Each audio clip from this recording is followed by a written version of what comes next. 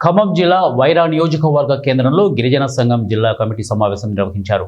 Congress, BJP పార్టీలకు చెందిన ప్రజాప్రతినిధులు, భద్రాచలం ఎమ్మెల్యే తెల్లం వెంకట్రావు, ఆదిలాబాద్ మాజీ ఎంపీ సోయం బాబురావు, అలాగే తదితరులు ఎస్టీ జాబితా నుంచి లంబాడీలను తొలగించాలని సుప్రీంకోర్టులో పిటిషన్ దాఖలు చేయడానికి తెలంగాణ గిరిజన సంఘం తీవ్రంగా ఖండిస్తోందని, ఇది రాజ్యాంగ ఉల్లంఘన అని, వారి పై చట్టం ప్రకారం చర్యలు తీసుకోవాలని రాష్ట్ర ప్రభుత్వానికి తెలంగాణ గిరిజన సంఘం జిల్లా ప్రధాన కార్యదర్శి, ఆదివాసీ అధికార్ రాష్ట్రీయ మంచ్ జాతీయ కమిటీ సభ్యులు భూఖ్య వీరభద్రం డిమాండ్ చేశారు.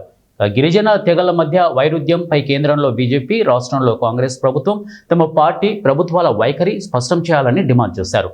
ఈరోజు తెలంగాణ గిరిజన సంఘం ఖమ్మం జిల్లా కమిటీ మీడియా సమావేశం పరంగా ఇవాళ రాష్ట్రంలో తెలంగాణ గడ్డ మీద గిరిజన తెగల మీద వైరుధ్యం తీవ్రంగా నడుస్తున్నటువంటి ఈ సందర్భంలో రాజ్యాంగబద్ధంగా అనేక హక్కులు పోరాడి 1976లో లంబాడి తెగ సంబంధించినటువంటి తెగని రాజ్యాంగపరంగా ఆనాడు ఉన్నటువంటి కేంద్ర ప్రభుత్వం పార్లమెంట్లో ఆమోదించి రాష్ట్రపతి గెజిట్తో లంబాడి, బంజారా, సుగాలి వీళ్ళందరూ కూడా 76లో గిరిజనులుగా చేర్చబడ్డారు.